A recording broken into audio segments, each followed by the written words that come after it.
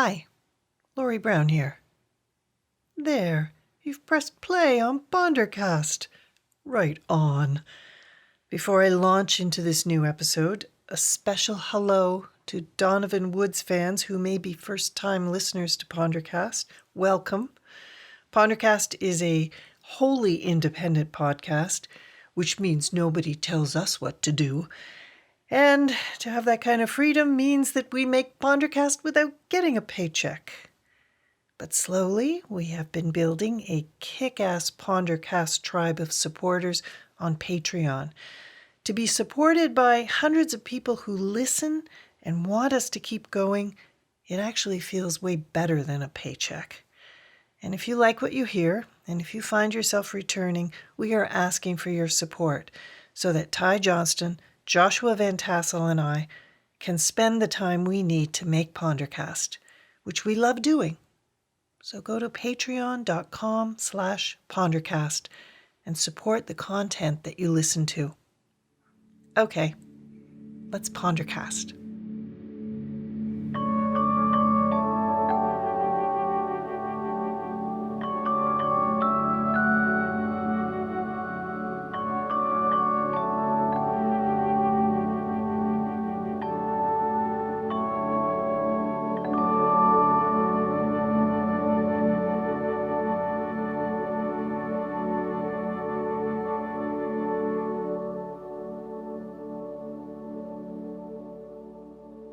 This episode has got music and an interview with Donovan Woods. And we talked on the day that his album The Other Way came out. And we had a great talk. And you know, if I had been working for CBC Television or CBC Radio, I would have had to cut this interview to shreds. But I don't have to here. So I can share all my favorite bits because I learned a lot about Donovan, and we were able to dive deep into 3 songs, which you will hear in the interview. So if you are in awe of great songwriting and great storytelling and great lyric writing, which Donovan Woods does supremely well, settle in.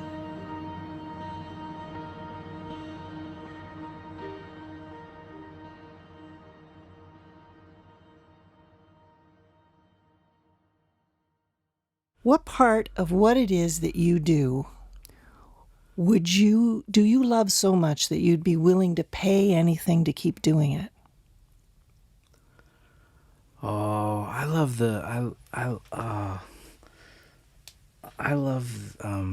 it's not touring around in a van. Okay. I love the feeling of coming up with something from nothing, like making a brand new song from nothing. I think it's like the only good feeling when it comes down to it. Like the feeling of, like, especially if it's with somebody else, if it's with friends, it's even more sweet. But even on your own, the feeling of coming up with a brand new song and suddenly having it when it didn't exist previously, and that it changes your life because it's a new thing that you can sing in your head and a new thing that you can think about, is like, that feeling is like, yeah, I would pay for it for sure I would pay for it. I would pay for it now if there's to get that feeling any Maybe day. you are paying for it. Yeah, I'm sure I am if you really run the numbers. But yeah, like I love that feeling of creation. I think it's the funnest thing when you figure something out and it feels right and you know it's good. It's the best feeling. The only good feeling. In being a creator, which is what it is that you do, is it also something about how you walk around in the world and how you see the world as someone who's looking to make things from nothing? I think that the lens that I listen to language through is different. Although I don't remember to do it all the time. I'm not a person who is like a people watcher, or one of those people who do that type of thing. Like I don't have that. But I pay really close attention to language, I think. But I think I did before I even was using it to write songs. I'm just interested in it. It's just a natural inclination to be interested in it that I have, is just like the particularities of linguistics, of regional linguistics, of what sounds normal somewhere sounds completely abnormal somewhere else, and what are what we're allowed to do, what we can get away with in language, like the words that we use as placeholders for other words, is super interesting to me. And usually in those types of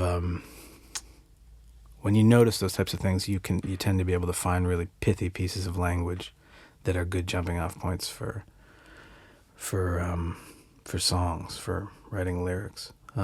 So I think probably in the world that I think I'm paying more attention to language than I am to anything else, for sure. And that is exactly what sticks with me when I listen to you. There are lines that come out that feel so natural and so right that they just zing right, and they hit me at bone level. Like if you think of a song like The Great Escape, the lines in there, like there's so much attention to a detail, like seeing a picture of a woman in flowered pants, or getting in your Taurus and driving to Andrew's place. Like just something like that you don't think that you're going to find in a song, but these are lines that are so easily spoken. Yeah, it's interesting that it's an interesting process of how to figure out that those things are going to work, because sometimes they can be really clumsy, those types of lines. Like that type of detail can come off as really sometimes it can come off as though you're trying to invent like you're trying to manufacture profundity with these little tiny details or something. Do you know what I mean? Yeah, like an intimacy. You're trying to force an intimacy. Right. You're trying to force like an intimacy that isn't really there, or you're trying to make the story feel real when it's not real. But but I think like when it is real, those details, the right ones emerge and don't sound clunky in the song, and then you know that it works. I think. Yeah. How do you know when it works? I don't know. I don't know. I'll tell you, the flower pants one I thought was a bit of a reach. But that's a very real detail from the story. Of all the songs on that record, that's the one that's the most definitely about me and about a thing that happened to me. So, like, I didn't know whether, that's pretty weird, but once you hear it in the phrasing and once you hear it in the song, you can, it either like resonates or it doesn't resonate. Like it's the word that I use with the producer of the record, the James Button, is does it hold is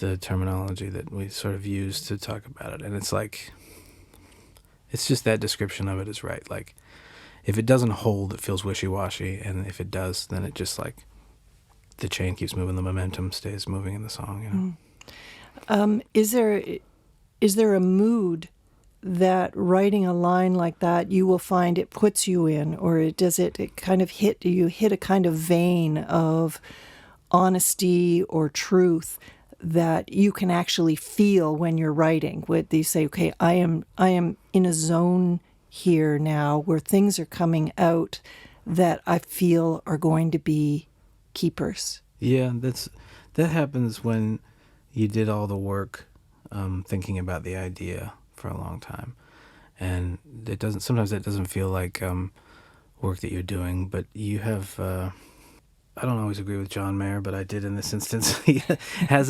he talked about having a feeling that you know that you're about to write a song. You don't know what it is or what it's about, or what the line is or what the chord progression is or anything like that, but if you're open to the creation in the way that you feel like, some days you just feel like, I know that if I sit down and try to write, I'll be able to do it today.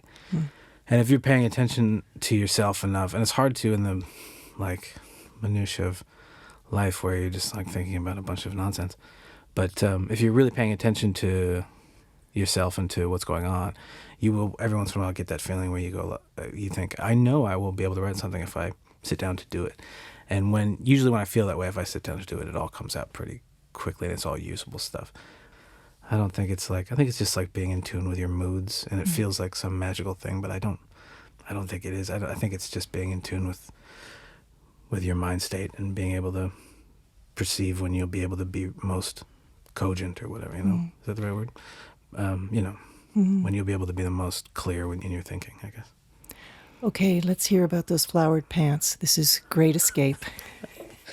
I had gone out with my friends, and I saw some picture of you in flower pants, and then somehow I knew something wasn't right. So I made up some excuse, and I drove my Taurus out to Andrews, and I dropped him off, and I turned it off, and I sat there half the night. I don't wanna be just some great escape for you. I don't wanna be just some great escape for you.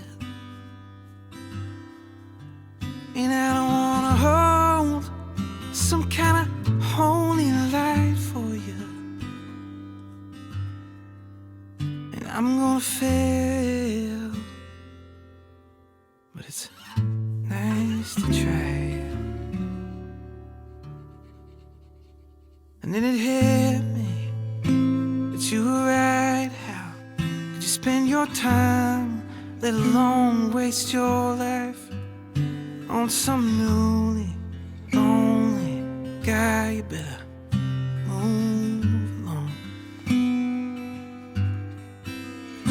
Or anyone who wants me to write some song about them, well, the only problem is by the time I get inspired, it's a sad song, and that's not what they want. But I don't wanna be just some great escape for you. No, I don't wanna be just some great escape for you. And I don't wanna hold some kind of holy light for you. And I'm gonna fail, but it's nice to try. It's been nice to try. It's been nice to try. Well, I can love you like somebody else loves you, if that's what you need. Well, let me hold you like somebody else holds you, if you don't want me. I don't wanna be just some great escape for you.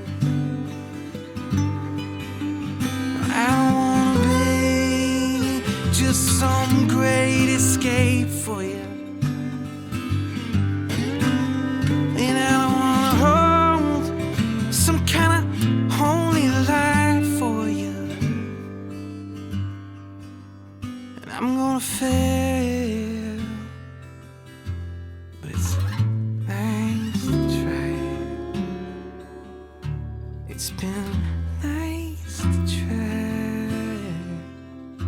It's been nice to try.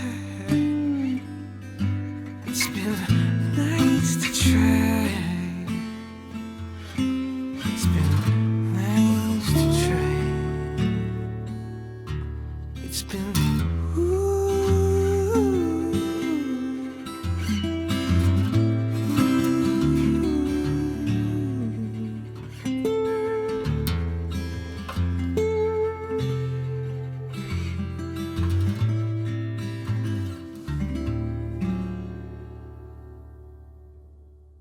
That was Great Escape from an album called The Other Way.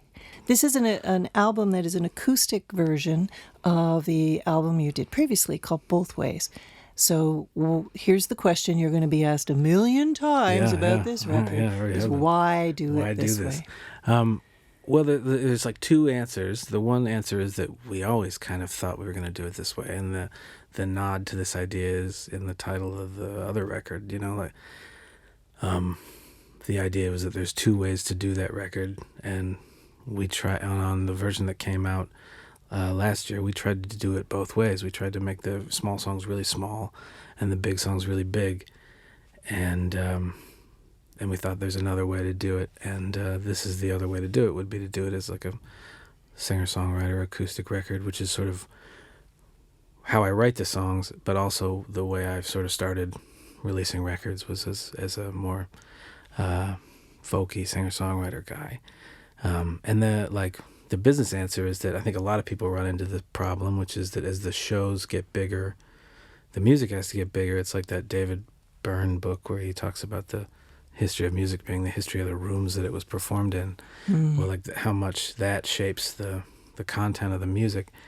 And so, just because the concerts that I play are getting bigger, we have to make a sound that fills that space and makes that event feel important. So what gets lost in that a little bit is my first love, which is like little tiny, teensy tiny little songs with little details. You can't really do that in a big space as effectively. So you have to kind of do both. So this was sort of a way to get back to doing just tiny little things and not worrying about what it meant for the live show or what it means for that side of being a musician. What does it show you about the songs, re-recording them in this very different way?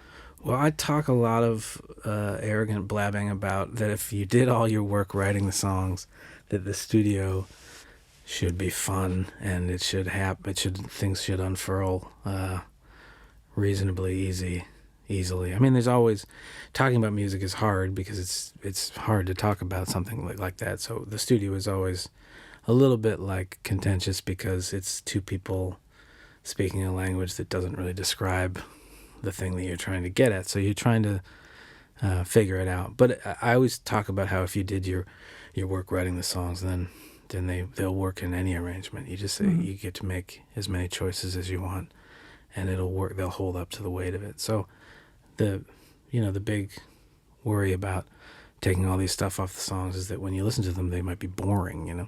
And there's a couple that I worried about that.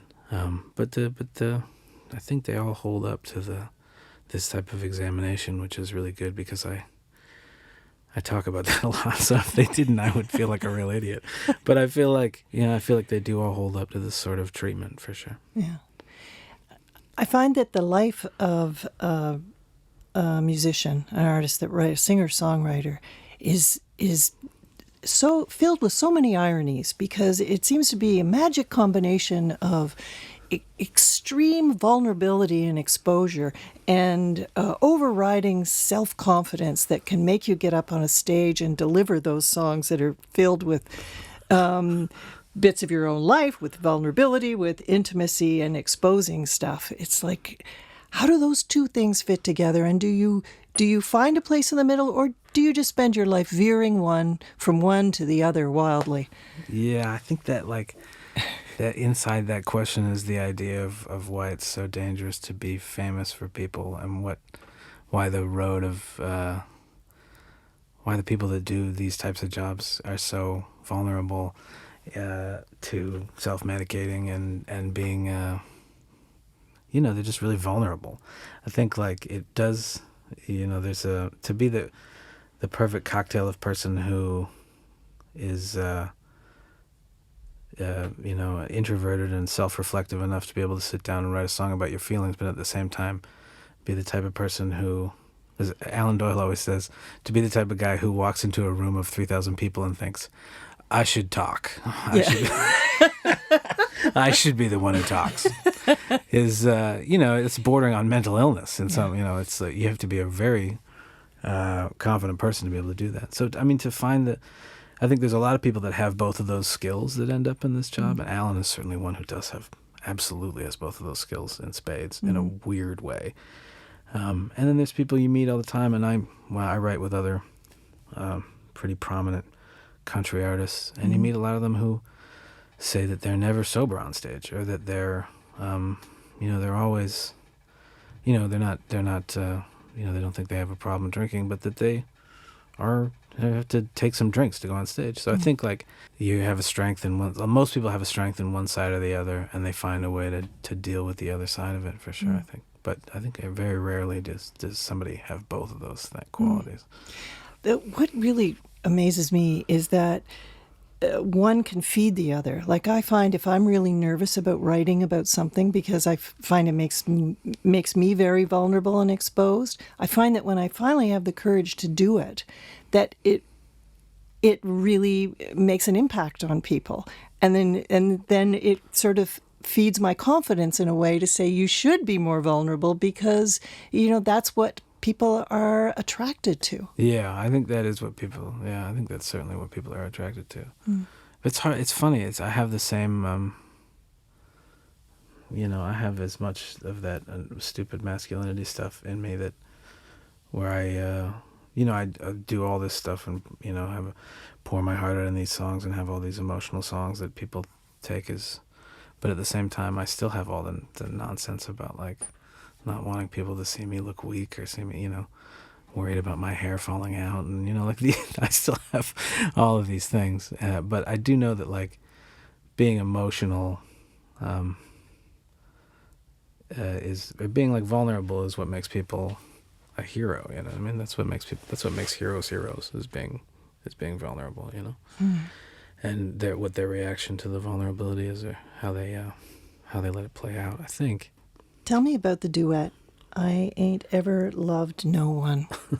There are two lines there that are smack of such truth about love and of a particular kind of love. And I think probably of a more mature kind of love is, when I said I loved you, I didn't care if you loved me back. Yeah. Right? Yeah. And that is just such a wonderful declaration of what pure love is. It doesn't matter if it's reciprocated or not. And such an obvious little idea, right? Yeah. And people take hold of it in such a great. People like it very much. I didn't think of it as being that great of a line, but this just goes to show you have no idea. Just do what you do. You have no idea. And the other one from the song is, I took you to meet my family and everybody knew that you had me whipped. It's your family can see everything in you. They can see that, okay, this is going to be the one. They can tell. Yeah. It's wrapped, I say, actually. Instead. Is it wrapped? Yeah. But it is the same feeling of like... Wrapped, you're right. Like wrapped around my finger and R-A-P-T wrapped, like both of those meanings. Okay. But yeah, like wrapped, like, this idea that the family like knows immediately, and which is true. I mean, when I have so many cousins that when the boyfriend shows up that's serious, you're just like, here it is. This is They don't know it yet. But yeah, they have no it. idea yet. Although one time my cousin showed up with somebody she was dating, and my grandma was like, when they left, my grandma was like, I think they might be related. Because she had, I won't say any of my cousins' names, but my grandma had talked to her boyfriend and was like, do you know blah, blah, blah? And he's like, yeah, that's my uncle. And my grandma was like, This could be true. And it turned out that they were, and so they broke up. That's it. Oh, it takes the shine off a new relationship pretty quick, right? Man. When you find out you're second cousins. That'll do it. Oh, but now you've got that song that I can see wherever you are, and whatever sort of female artist is in the audience, you have the perfect built-in duet for anyone to come up and sing. And it's been such a joy, too. We've had so many people to do it on the tours. There's like the opening act or whoever. There's always space to have someone come up and do it, which is great. It's so fun to sing with a person who's... It's the only thing that's good is hearing a woman sing, to be honest with you. Like, men can sing, but it's like not anything. It's nothing compared to a woman who can really sing and come up and really like... It's like, that's why I loved Rose's entrance on the record so much when Rose comes in, because it's just like, the feeling to me when I first heard it was like halfway through the record that if you were listening to it in order, you would think, oh, that's singing. That's there's a person here on the record who's actually singing now, because I've fooled people into thinking really I'm just going. But when she arrives, it's like a stark reminder. Well, tell me about the woman that's singing it on the other way, Tennille Town. She's like an artist from I can't remember the name in Alberta. One of those towns in Alberta that you hear of, but you don't know anything about it. Grand Prairie, maybe. Yeah. Is that Grand Prairie, Alberta? I think so. Yeah, up north. Whatever, it doesn't matter. Joshua's Googling. And so she's she's from there originally, and now she's in Nashville and is signed to Sony Nashville and is touring, like opening for. Right now, she's opening for Maren Morris, and she was opening for Dierks Bentley, like big country acts. She's doing really well. It has a little bit of a Dolly Parton edge there. It's beautiful. She has a beautiful voice, and she's this kind of. She's one of those people. She's this tiny little person, and when you see her, you go. That's the person that this voice comes out of. It's hard to believe. Yeah. No, let's hear it.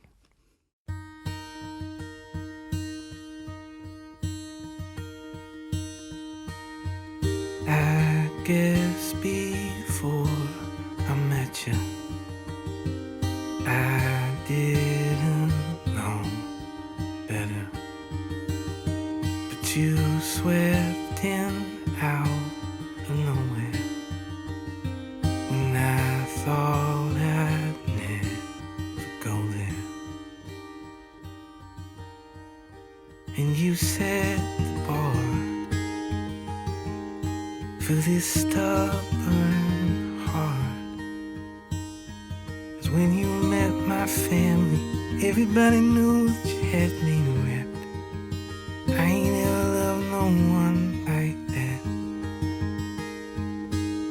And when I said I loved you, I didn't care if you said it back. I ain't ever loved no one like that.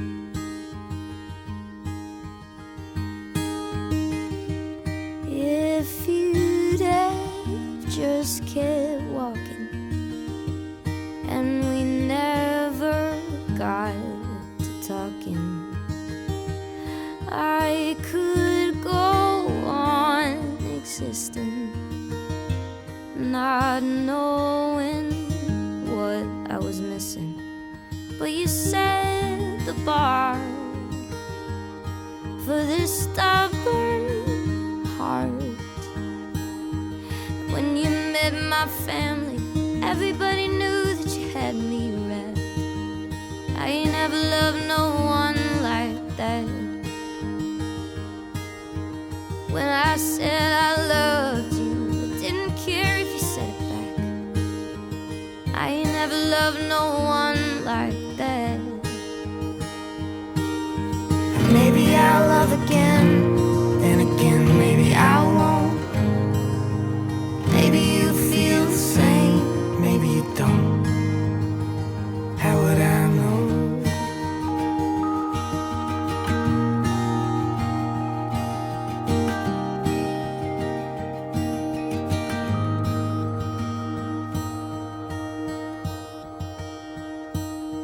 Cause when you met my family, everybody knew that you had me wrapped. I ain't never loved no one like that. And when I said I loved you, I didn't care if you said it back.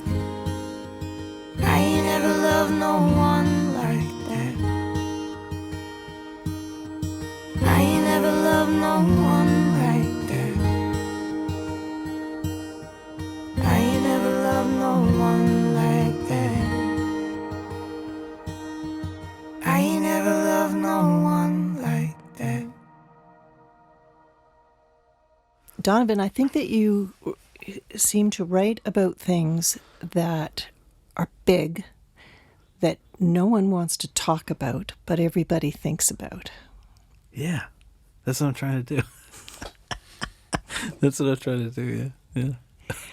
And it makes for a great topic for a song because everybody's with you on it, because we all think about our regrets. We all think about our losses, and we can't stop thinking about our mistakes. Yeah. Yeah, I don't know what it is about songs that if you hear something explained, and it's silly that's what we like. So, but it's funny that humans, like, we do like it so much. Like, think about like the political comedy bands, like the Arrogant Worms or something. Like, we know all this stuff that when they're telling us jokes about the politics of the day. Like, they're not great jokes, but there's something about when it's sung in a verse and with a melody that we all think it makes it. It elevates it to some amount of important to us or something. We just love it. Mm-hmm. So I think like, yeah, there's something about really capturing the feeling. And music is a great vehicle for it, of course, because you have the music to try to capture the mood of that feeling as well as the words. And if you like really nail it with the mood of the music and tied to the words together, it can be like a real satisfying balm about, to make you not stop worrying about something. Yeah. It makes you feel less lonely, I think, too, because Yeah. there's someone else who has painted me a picture and has given me that mood that I have myself that I can't explain. Yeah. And I think it's like it always seems like oversimplified, like a cliche idea to me or something, that just hearing someone else explain a scenario that you can relate to makes you feel less lonely. It just sounds so like, oh yeah. But it's really real. It's really a real thing. And the more you go out and play the songs and meet people after the show, people like music way more. I love it a lot, and people like it way more than me. Like, I'm surprised all the time by how much people love music. Mm-hmm. And so it's those feelings are really real. That stuff really does help people live in a big way. You must hear some amazing stories from people afterwards about this song reminded me, this happened to me. Yeah, I do. Everybody has, a lot of people have really nice, lovely things to say. It's an interesting sort of thing to, it's a strange thing to think about, because it's like they say, you can't, you just have to go thanks, and because Mm-hmm. the deeper conversation is way too deep to get into. But really, what you'd like to say is, you know all this stuff. You just are being reminded of it through song. But like, you knew to people, the song Next Year, people are always saying it reminded me to do this and do that. I think, well, the message in that song is like as old as time. It's like, it's that time is moving fast. Do not wait. This is not a dress rehearsal of our life. It's in thousands of songs. It's not, and it's not even, it's just presented in a new little dressed up way. Like, you knew all these things. This is not some great therapy I'm providing for you, but there is something about hearing an idea from a new angle that helps people. I guess it's the same as therapy. Is even just saying something out loud is cathartic, And we humans we need to be constantly reminded about what is important. Yeah. It's funny. It's funny.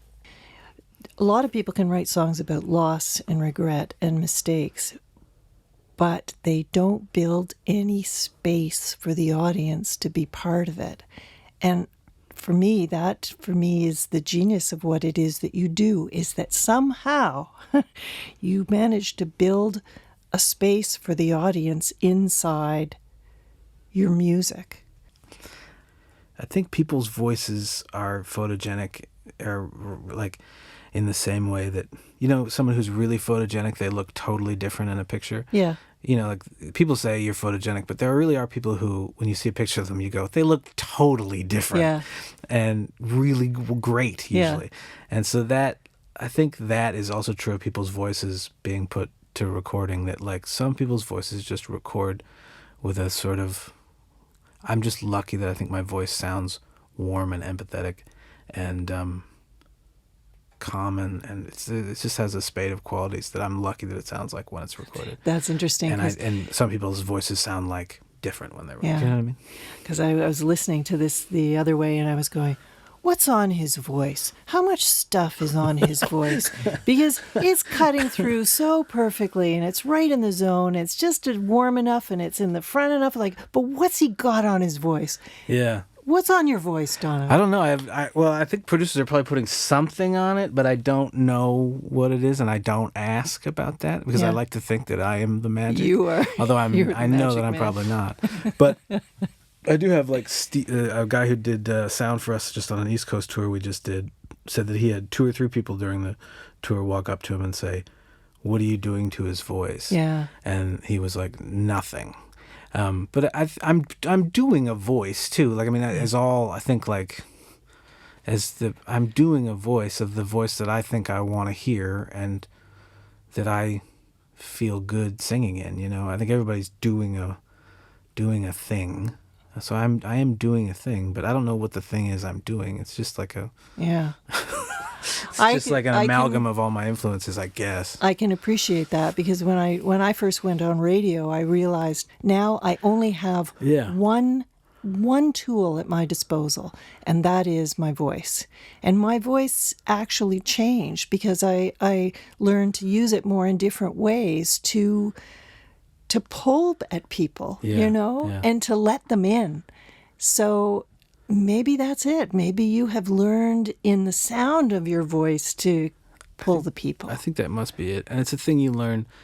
I came up playing so many solo acoustic shows alone, and I think so much of Josh said at one time it was an interesting thing that I've thought about a lot, which is, he was like, do you know that your career is based entirely on the technology of amplification? Which is true. Like I don't sing loud enough for anybody to hear me. If I tried to become a folk singer in like the Roman times, people would have just been like, excuse me? Is that guy singing? Like there'd be no way for me to do it. So, and it is entirely based on microphones. And so, but the thing that I've learned about my voice playing alone for so many times, which is, I think I learned to use my voice in a way that goes like this, like tries to move out to the sides of the audience and gather everybody in gently, rather than like wowing anybody, And I think that is still the same thing I'm doing on records too, I think. Yeah, it is an embrace. I think you're right. Yeah. It is. My favorite song on the record is My Friend Bobby. Oh, yeah. I think it's my favorite one, too. Thanks for liking it. I think it is my favorite. Why is it your favorite? I think I got him so clearly. Like, it's a guy, it's kind of an amalgam of two guys that I grew up with, and I think I, got him. I think I've, described him. And people who I know that knew those guys, they're like, yeah. I think I pinned it down in a good way, which is such a satisfying feeling, because that's all you're trying to do is represent the person you're talking about really well. And you're talking about a specific person, but I think everybody listening to that song knows somebody. The messages about that song have been the ones I cared about the most, because it is people they knew, or their brother, or somehow that they always felt like. I remember somebody sent me a message that said, I had a brother who felt like he spent his entire life running into a wall. Mm-hmm. And I was like, oh, dude, yeah. So I think people relating to that song has been the most satisfying part of the audience response for me. Yeah. Mm-hmm. Thank you so much, Donovan. No problem. Thank you. Thanks for having me. It's just a pleasure for me. Me too. Great.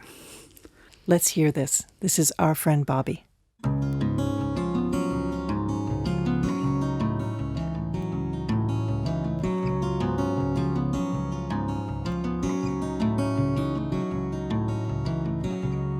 Cops found him on a Sunday, so we all met up Monday night. I guess we always kind of figured this might happen someday. It's just a drag that we were right. Everybody telling me that he's in heaven. He's probably smiling down on us right now. But judging by the kind of stuff he was all mixed up in, even I have my doubts. Drink one for our friend Bobby. Ran his car right off the road. On accident, on purpose, darling. Even now, we don't know. Drink one for our friend Bobby. Open them gates and let him in. On accident, on purpose, darling. Those were pretty much the same to him.